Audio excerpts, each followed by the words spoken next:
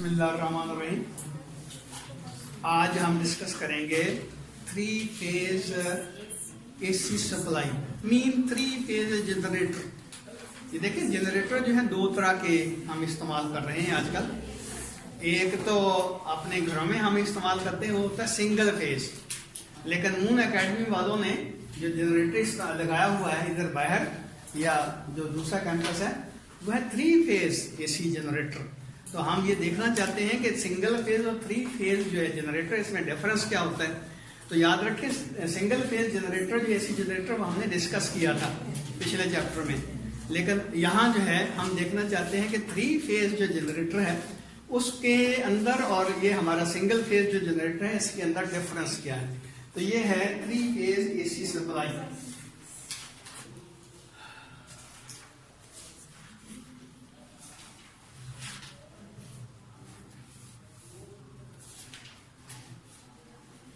तो आपको याद होगा हमने ये कहा था कि ये मैग्नेटिक फील्ड है, इसमें ये N पोल है, ये S पोल है। यहाँ मैग्नेटिक फील्ड जो बनता है उसकी डायरेक्शन कुछ यूं बनती है। इसके अंदर एक कॉइल है, ये कॉइल जो है रेक्टेंगुलर शेप में आमतौर पर ली जाती है, लेकिन लाजमी नहीं होता, बाज़ दफा ये ओवल शेप की होती है। और इसके जो 2 एंड बनते हैं इसमें हम 2 स्लिप रिंग लगा देते हैं। एक रिंग जो है एक एंड के साथ अटैच होता है और दूसरा रिंग जो है दूसरे एंड के साथ अटैच होता है। और इनके साथ जो है ये 2 ब्रश लगा देते हैं, कार्बन ब्रश, एक इधर लगा देते हैं, एक इधर लगा देते हैं। और उसके साथ क्या होता है भाई, यहां से हम लोड लेते हैं, यानी कि वो ऑब्जेक्ट या सॉरी वो अप्लायंस जो हम चलाना चाहते हैं जिसको हमने एसी प्रोवाइड करना है वो इस तरह ब्रश के साथ जोड़ दिया जाता है। तो ये लोड रेजिस्टेंस कह रहे हैं। लोड रेजिस्टेंस का मतलब शायद मैंने पहले भी बताया था कि जो ऑब्जेक्ट जो है हमने जो अप्लायंस जो है जो हमने ऑपरेट करवाना है उसकी रेजिस्टेंस कितनी है, ये उस रेजिस्टेंस को शो कर रहा है।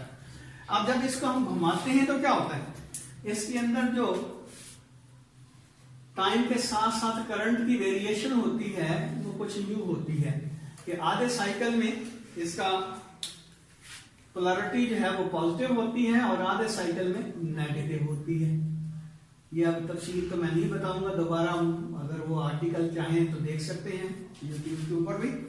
तो ये देखें, ये करंट या वोल्टेज इस तरह वेरी कर रही है। वोल्टेज ले लें, टाइम के साथ साथ ये वोल्टेज इस तरह फ्लक्चुएट करती है। ये टाइम 0 होगा, यहाँ टाइम T/2 के बराबर होगा, ये T/2 के इक्वल होगा। तो टाइम इधर चेंज हो रहा है, उसके रिस्पेक्ट ये हाफ साइकिल पॉजिटिव आ गया, हाफ साइकिल नेगेटिव आ गया, और ये भी वैल्यू इसकी कांस्टेंट नहीं रही।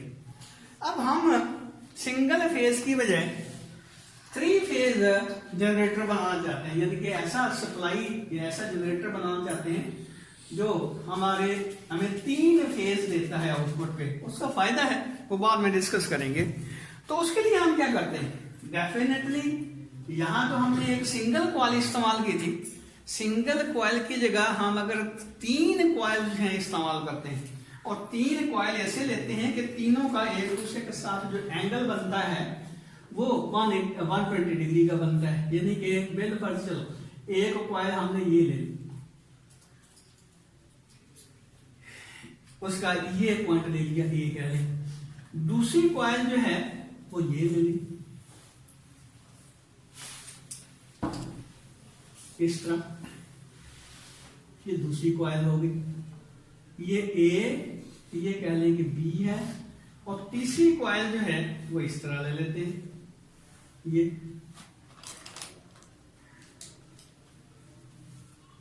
अब तीसरी कॉइल ये ले ली, A, B और ये C ले ली। अब अगर इसका आर्मेचर बना लें, यानी 3 कॉइल इस तरह लेके, आपको पता है कि आर्मेचर क्या होता है कि हम ऐसा करते हैं कि जो होती हैं स्ट्रिप्स होती हैं, सॉफ्ट आयरन की स्ट्रिप्स होती हैं, उनको जोड़ के उनके ऊपर जो है कॉइल जो है उनको बाइंड अप किया जाता है। तो ये हम 3 कॉइल जो है इस तरह एक दूसरे के साथ जो कि 120 डिग्री का एंगल बनाती हैं, तो इस तरह इनको आपस में जोड़ दिया। बेसिकली अगर इसको समझा जाए तो मैं इसको यूं शो करूंगा कि एक कॉइल आपके पास ये है, एक कॉइल जो है वो ये है, और एक कॉइल जो है वो ये है। अब इन तीनों को अगर देखें एक दूसरे के साथ ये कितना एंगल बनाती हैं, ये 120 डिग्री का, ये 120 डिग्री का, ये 120 डिग्री का, 120 प्लस 120 प्लस 120 ये बने 360। इसका क्या मतलब हुआ कि हर कॉइल जो है 120 डिग्री का एंगल बनाती है एक दूसरे के साथ। अब इनको जब यानी कि ये कॉइल जो है यहाँ पे तो सिंगल कॉइल थी, उसकी आउटपुट इस तरह की बनती थी। अब अगर 3 कॉइल हम लेते हैं और उनको जब मैग्नेटिक फील्ड के अंदर रोटेट करेंगे तो क्या होगा, जाहिर है उसके जो आउटपुट होगी हर कॉइल अपनी इंडिपेंडेंट आउटपुट प्रोवाइड करेगी। और अगली बात ये समझिए जरा कि अगर हम 3 कॉइल लेते हैं तो हमें रिंग्स कितने चाहिए। जाहिर है हर कॉइल के 2 एंड बनते हैं और हर एंड के साथ हमने रिंग लगाना है। इसका मतलब यह है कि जब 3 हम कॉइल लेते हैं तो उसके बनने चाहिए 6 रिंग। लेकिन हम क्या करते हैं, हम ऐसा करते हैं कि एक रिंग जो है हर कॉइल का एक रिंग कॉमन ले लेते हैं, जिसका यहां मैंने शो करने की कोशिश की है कि एक रिंग यहां पे लगाया हुआ, एक रिंग यहां पे लगाया। इसका मतलब ये नहीं कि यहां रिंग लगाए हुए हैं, एक्चुअली ऐसे समझ लें कि एक कॉइल जो है उसका एक एंड एक रिंग के साथ, दूसरा एंड दूसरे रिंग के साथ, ये एक कॉइल बन गई। इसी तरह दूसरी कॉइल जो है ये चलो इस तरह के लिए, हो सकता है मैं इसको प्रॉपरली शो ना कर सकूं, लेकिन मेरा ख्याल है कि समझने के लिए मैं थोड़ा सा कोशिश करता हूं, हो सकता है समझ आ जाए। दूसरा चलो कॉइल जो है इस तरह हम ले लेते हैं, उसके 2 रिंग आ गए, एक उसका एंड जो है यानी कि एक कॉइल का एक एंड इसके साथ अटैच कर दिया, ये याद रखिए इसके साथ बनाता है ये सही नहीं बनती।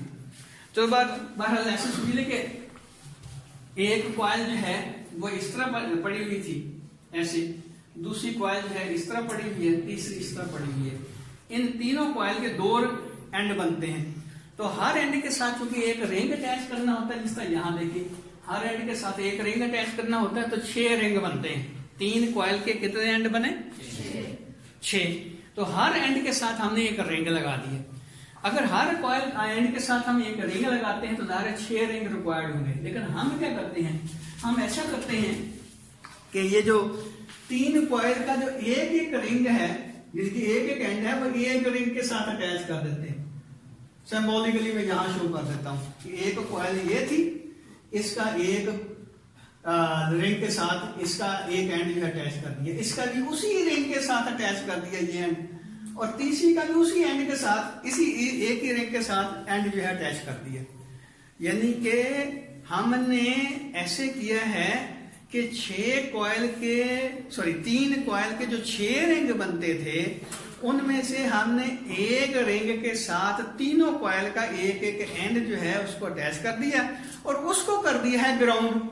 इसका मतलब यह कि उसका पोटेंशियल 0 के बराबर हो गया। यानी कि ये रिंग जो यहां हमने लिया इसको अर्थ कर दिया है, ग्राउंड कर दिया है, तो ये एंड इसका 0 पोटेंशियल के ऊपर होगा। अब जाहिर है जितना एक एंड तो हमने 0 के बराबर पुट कर दिया, जितना इनका पोटेंशियल का डिफरेंस होगा दूसरे एंड का उतना ही पोटेंशियल होगा। मिसाल के तौर पर हर कॉइल जो है उसके अक्रॉस जो पोटेंशियल का डिफरेंस जनरेट होता है वो 230 डिग्री का 230 वोल्ट का है। तो इसका क्या मतलब हुआ, अगर ये 0 होगा तो इस टर्म इनके जो क्या कहते हैं कि रिंग जो है इसका पोटेंशियल कितना होगा, ये 230 वोल्ट के बराबर होगा, और इसके रिस्पेक्ट इसका कितना होगा, ये भी 230 वोल्ट के ऊपर होगा पोटेंशियल जो है इसका, और इसका कितना होगा, ये भी 230 वोल्ट के बराबर होगा। मैं अपनी बात दोहरा देता हूं, ये 3 कॉइल जो हमने ली हैं, क्या किया हमने, इनके जो एक एक एंड हैं उनको आपस में ट्विस्ट कर दिया। ट्विस्ट करने के बाद उसको एक रिंग के साथ अटैच कर दिया और उसको कर दिया है ग्राउंड। इसका मतलब यह कि उसका पोटेंशियल 0 कर दिया। तो दूसरा जो एंड होगा, इनका जो पोटेंशियल का डिफरेंस है कॉइल के दोनों एंड्स के दरमियान जो पोटेंशियल का डिफरेंस है, अगर एक का हम पोटेंशियल 0 ले तो दूसरे एंड का पोटेंशियल कितना होना चाहिए? मिसाल के तौर पर बेटे ये देखें, ये मीटर रॉड है, यहां लिखा हुआ है 0, यहां लिखा हुआ है 100 सेंटीमीटर, इसकी लेंथ कितनी है? 100 सेंटीमीटर, और ये 0 है, इसके पॉइंट के ऊपर एंड के ऊपर ये क्या लिखा हुआ है? 100। इसका मतलब ये हुआ कि यहां अगर इसको 0 तो सफर किया जाए तो यहां से यहां तक का डिस्टेंस जितना होगा वही इस पॉइंट के ऊपर, ये इस एंड के ऊपर लिखा हुआ होगा। इसका डिफरेंस ले लें, 100 में से 0 सब्ट्रैक्ट करें तो रिजल्ट क्या बनेगा? पोटेंशियल और पोटेंशियल का डिफरेंस में फर्क क्या होता है बोला? कि पोटेंशियल जो होता है वो भी पोटेंशियल डिफरेंस ही होता है, लेकिन उसका एक पॉइंट जो है, एक जो लेवल होता है उसको 0 तो सफर कर लिया जाता है। पोटेंशियल डिफरेंस के बराबर होगा। आपके पास थे पहले 0 रुपया, आपके अब्बू ने आपको 1000 रुपया दे दिया, डिफरेंस कितना हुआ? आपके पास कितने पैसे हुए? तो मैं ये बात कह रहा था कि अगर इन तीनों कॉइल का एक एंड जो है एक रिंग के साथ जोड़ दें तो इसका मतलब ये होगा कि, और उस रिंग को हमने ग्राउंड कर दिया, इसका मतलब ये होगा कि इस एंड का पोटेंशियल जो है 0 के बराबर होगा। तो अब देखिए होता ये है कि एक ही शाफ्ट के ऊपर ये चारों रिंग जो है उनको अपना फिक्स किया होता है। शाफ्ट मीन रॉड एक ही होता है, इसके साथ यहां जो है वो आर्मेचर होता है, इस तरह सर्कुलर शेप में ऐसे समझ लें, और ये इसका क्या कहते हैं कि शाफ्ट है। इस शाफ्ट के ऊपर क्या किया जाता है? 4 रिंग जो है लगा दिए जाते हैं, 1 2 3 4, चारों रिंग जो है एक ही शाफ्ट के ऊपर लगाए होते हैं। अब ये जो रिंग होता है इसको अर्थ कर दिया जाता है, एक्चुअली इस शाफ्ट के साथ इसको अटैच कर दिया जाता है, और पूरा जनरेटर जो होता है वो ग्राउंडेड होता है। इसका मतलब यह है कि इसका पोटेंशियल 0 हो गया। अब इसके लिहाज से इसका पोटेंशियल 230 वोल्ट, इसके लिहाज से इसका पोटेंशियल 230 वोल्ट, इसके लिहाज से इसका पोटेंशियल 230 वोल्ट, क्योंकि दोनों एंड के दरमियान जो पोटेंशियल का डिफरेंस है वो 234 वोल्ट ही रहेगा तीनों कॉइल का। तो इसका क्या मतलब हुआ? अगर एक कॉइल का एक एंड जो है 0 पोटेंशियल पे है तो दूसरा एंड किस पोटेंशियल के ऊपर होगा? 230 वोल्ट के ऊपर होगा। तो ये देखिए, इसको फिजिकली अगर आप शो करने की कोशिश करें जिस तरह की आपकी किताब में दिया हुआ है, तो आप इसको यूं शो कर सकते हैं कि ये देखिए, एक कॉइल ये हुई, एक कॉइल ये हुई, और एक कॉइल ये हुई। अब ये जो कॉइल है, तीनों कॉइल का ये एंड तो हमने एक रिंग के साथ अटैच किया हुआ, और इसका पोटेंशियल जो है वो 0 के बराबर है। हमने ये कहा कि इसका पोटेंशियल जो है 230 वोल्ट, इसका भी 230 वोल्ट, इसका भी 230 वोल्ट। तो इसका मतलब क्या हुआ कि ग्राउंड के लिहाज से इसका पोटेंशियल 230 वोल्ट, ग्राउंड के लिहाज से इसका भी पोटेंशियल जो होगा, पोटेंशियल डिफरेंस जो होगा ग्राउंड के लिहाज से 230 वोल्ट, इसी तरह इसका भी 230 वोल्ट होगा ग्राउंड के लिहाज से। तो ये तीनों एंड जो हैं, यानी ये तीनों रिंग जो हैं, उनका ग्राउंड के रिस्पेक्ट 230 वोल्ट का पोटेंशियल का डिफरेंस होगा। लेकिन ये याद रखिए, इनका फेज जो है सेम नहीं होगा। इसका फेज अगर 0 होगा तो उस वक्त इसका फेज जो है 120 डिग्री का होगा, और इसका फेज जो है 240 डिग्री का होगा। ये 0 पे है, ये कॉइल जो है यहां पे, ये कॉइल यहां पे, दूसरी कॉइल जो है यहां पे होगी, और तीसरी कॉइल जो है यहां पे होगी। तो तीनों का जो फेज का डिफरेंस है एक दूसरे के साथ 120 डिग्री का होगा। तो अगर हम हर जो कॉइल है उसकी आउटपुट चेक करना चाहें तो एक लम्हे के ऊपर उसकी जो आउटपुट है वो किस तरह हम उसको शो कर सकते हैं, उसके लिए मैं एक टेक्निकल बात आपको बताता हूं, इसके ऊपर जरा गौर करना। इसका ग्राफ किस तरह हम ड्रा करेंगे, यानी कि टाइम के साथ साथ तीनों फेज जो हैं उसकी वेरिएशन किस तरह की होगी। सिंगल फेज में तो हमने कहा ना कि 0 से शुरू किया आपने, 90 पे गया, फिर 180, फिर 270, फिर 360। तो ये सिंगल फेज में तो इस तरह हुआ। लेकिन अब 3 फेज हैं एट द सेम टाइम काम कर रहे हैं, 3 कॉइल हैं एक ही वक्त में काम कर रही, तो उनके फेज किस तरह शिफ्ट होंगे एक दूसरे के रिस्पेक्ट, जबकि उनकी जो डिफरेंस है फेज का वो 120 डिग्री का हर एक का एक दूसरे के लिहाज से। तो उसका ग्राफ ड्रा करने के लिए मैं आपको एक टेक्निक बताता हूं, इसी के ऊपर आपने गौर करना है और इसी तरह आप ग्राफ बना सकेंगे सही, अदरवाइज ग्राफ सही नहीं बनेगा। तो ये देखिए यहाँ एंगल ले ले 0, ये ले ले 30 डिग्री, ये ले ले 60 डिग्री, ये ले ले 90 डिग्री, ये ले ले 120 डिग्री, ये 150 हो गया, ये 180 हो गया, ये 210 हो गया, ये 240 हो गया, ये 270 हो गया, और ये हो गया 300, ये हो गया 330, और ये ले लें 360, और ये 390 एंड सो ऑन। यानी कि आप डिफरेंस ले लें, इसका इंटरवल ले लें 30 डिग्री का, ग्राफ बनाना बड़ा इजी होगा। अब पहला फेज जो है, ये वाला फेज जो है, इस इंस्टेंट पे, ये याद रखें ये स्टेशनरी नहीं है, ये कॉइल रोटेट करती जा रही है। एक लम्हे के लिए हम कहते हैं कि इसका ये जो कॉइल है यहां पे लाई करती है, ये फर्स्ट फेज कह लें, ये सेकंड कह लें, ये थर्ड कह लें, या ए कॉइल ले लें, ये बी ले लें, ये सी ले लें।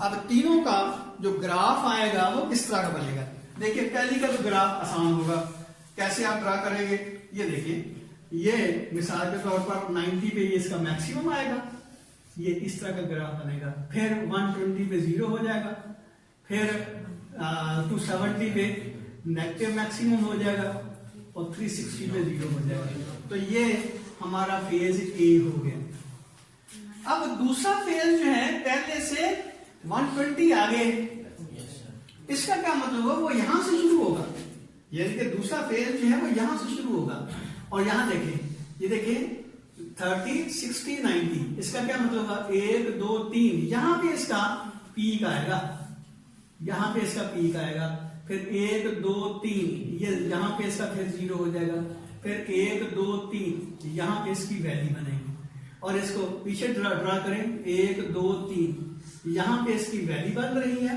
और फिर ये ऊपर की तरफ जाएगा। तो इसका मतलब ये बी फेज जो है ये वाला, ये यहां इसका ग्राफ कुछ यूं बनेगा। और तीसरा हमारे पास जो है वो 240 फॉरवर्ड है, इसके आगे 240 डिग्री का उसका फेज जो है एडवांस चल रहा है। तो इसका मतलब ये हुआ कि ये जो फेज बनेगा ये 240 से शुरू होगा, ये है 240, 1, 2, 3, यानी कि 30, 60, हाँ, इसकी पीक यहां पे बनेगी, और 1, 2, 3 जो यहां ले लें, इसकी 0 यहां पे आएगी। अब आगे जाने की वजह हमें पीछे चलते हैं, 1, 2, 3, इसका मतलब यह है कि यहां पे इसकी वैल्यू बनी, फिर 1, 2, 3, यहां पे 0 आ गया। अब ये देखिए, तो ये ए फेज हुआ, ये बी फेज हुआ, ये सी फेज हुआ। तो अगर इस टेक्निक से आप ग्राफ बनाएंगे तो सही बनेगा, अदरवाइज अगर तुक्के लगाएंगे तो ये ग्राफ सही नहीं बनेगा। तो ये टेक्निक समझ ले जरा। तो हमने इसका क्या किया है कि 30 डिग्री का डिफरेंस ले लिए। अब ये देखें, ये तीनों फेज जो हैं हमारे आउटपुट पे जा रहे हैं, इनका फेज का डिफरेंस जो है वो 120 डिग्री का होगा, यानी कि अगर इसका यहां पे है तो दूसरे का फेज जो है 120 उससे आगे होगा, तीसरे का फेज जो है 120 डिग्री और आगे होगा। तो उसका ग्राफ भी अगर आप तीनों का साइमल्टेनियसली ड्रॉ करते हैं तो वो आउटपुट जो हमारी इस तरह की बनेगी। अब रही बात कि इसके एडवांटेजेस क्या क्या है। पहली बात कि ये देखिए, जो आउटपुट होती है ना, जितना करंट कॉइल में से गुजरता है आउटपुट से उतना ही करंट गुजरता है। यानी कि मिसाल के तौर पर हमने एक पंखा चलाया हुआ है, तो जितना ये कॉइल की अंदर से करंट गुजरेगा उतना ही पंखे से गुजरेगा। अब एक की बजाय हमने 2 पंखे कर दिए हैं तो करंट पहले से दुगना हो गया। 3 पंखे कर दिए हैं, पहले से करंट एक कॉइल में 3 गुना फ्लो ज्यादा होना शुरू हो गया। तो जैसे जैसे हम यहाँ लोड बढ़ाते जाते हैं, लोड बढ़ने का मतलब करंट इंक्रीज होता जाता है। जैसे जैसे करंट इंक्रीज होता जाता है तो वो करंट कॉइल में से भी गुजरता है। तो आपको पता है कि कॉइल में एक खास हद तक की करंट आप पास करवा सकते हैं। अगर करंट उससे ज्यादा फ्लो होना शुरू हो जाता है तो हीट पैदा होगी। हीट जितनी ज्यादा पैदा होती जाएगी उतने इसके जलने के यानी कि बर्न होने के चांसेस ज्यादा होते जाएंगे। अब ये देखें कि एक कॉइल की बजाय हमने 3 पंखे चलाने हैं, तो एक कॉइल के ऊपर अगर 3 पंखे चलाते हैं तो जाहिर है करंट जो है वो 3 टाइम इंक्रीज हो जाएगा। इसका मतलब ये नहीं कि हीट 3 टाइम इंक्रीज हुई है। याद होगा आपको कि हीट किसके बराबर होती है, आई स्क्वायर आर टी के बराबर होती है। आई स्क्वायर आर टी याद आ गया होगा, करंट के स्क्वायर के प्रोपोर्शनल है। इसका मतलब ये हुआ कि अगर इसमें से आप 3 टाइम करंट फ्लो करवाना शुरू करते हैं तो 3 का स्क्वायर टाइम हीट क्रिएट होगी, यानी कि 9 गुना हीट क्रिएट होगी। उसके मुकाबले में क्या होगा कि अगर हम 3 कॉइल लेते हैं और हर कॉइल के साथ एक एक पंखा लगा लेते हैं तो क्या होगा, जाहिर है लोड जो है 3 हिस्सों में डिवाइड हो जाएगा, तो हीट जो है इतनी ज्यादा जनरेटर नहीं होगी। इसका मतलब क्या हुआ कि हमारा जो कॉइल हैं तीनों, उनका यानी कि लोड जो है अगर हम ज्यादा भी डाल देते हैं तो उनके जलने के चांसेस जो है वो कम हो जाते हैं। और याद रखें हीट जो है जो जनरेट होती है वो हमारे किसी काम की नहीं होती। इसका मतलब यह है कि हमारी एनर्जी जो है वो जाया हो रही है। तो जब हम एक की बजाय 3 कॉइल इस्तेमाल करेंगे तो हीट की जनरेशन स्क्वायर टाइम रिड्यूस हो जाएगी, तो डेफिनेटली हमारी एनर्जी जो है जो कि हीट की शक्ल में जाया हो रही थी वो भी बच जाएगी।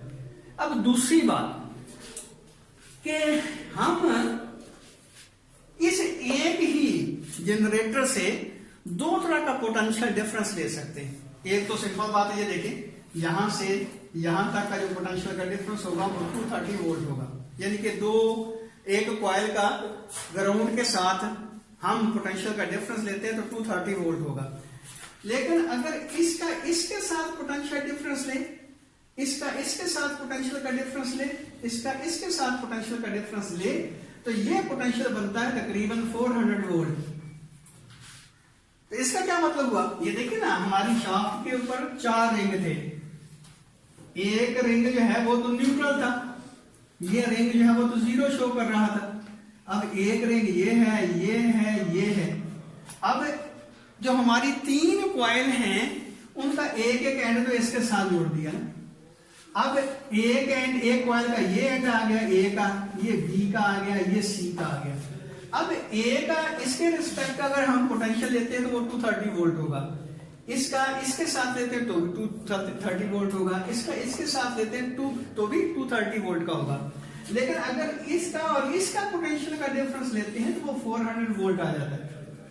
इसका मतलब यह है कि एक ही जनरेटर से आप 2 तरह के पोटेंशियल जो है वो ले सकते हैं, 230 वोल्ट भी ले सकते हैं और 400 वोल्ट भी ले सकते हैं। तो बाल दफा जो होता है हमारी वोल्टेज जो है ज्यादा होने का फायदा क्या होता है बोला, ज्यादा वोल्टेज होने का फायदा ये होता है कि उतनी ही पावर जितनी हम कंज्यूम कर रहे हैं उस पावर से करंट की ड्रेनेज जो है वो कम हो जाती है। आपको पता ना पावर किसके इक्वल होती है, वोल्टेज और करंट का प्रोडक्ट है। अब वोल्टेज अगर इंक्रीज करते जाते हैं तो जाहिर है अगर करंट उसी लिहाज से कम भी कर दें तो पावर की वैल्यू कांस्टेंट रहेगी। यानी कि अगर आपका बल्ब जो है वो 100 वाट का है तो 100 वाट के बल्ब को अगर 220 वोल्ट पे आप ऑपरेट करवाएंगे तो करंट की वैल्यू ज्यादा होगी।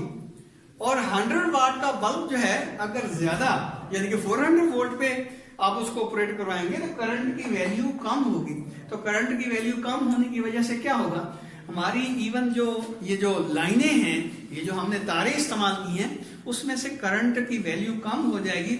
और करंट की वैल्यू कम होने की वजह से हमारी एनर्जी की डेसिपेशन जो है जिसको लाइन लॉसेस कहते हैं वो कंपैरेटिवली कम होता जाएगा। मेरी बात तो समझ आ गई। अब ये 400 वोल्ट किस तरह बनता है ये मैं कल बताऊंगा, क्योंकि आज जो है टाइम जो है वो खत्म हो चुका है।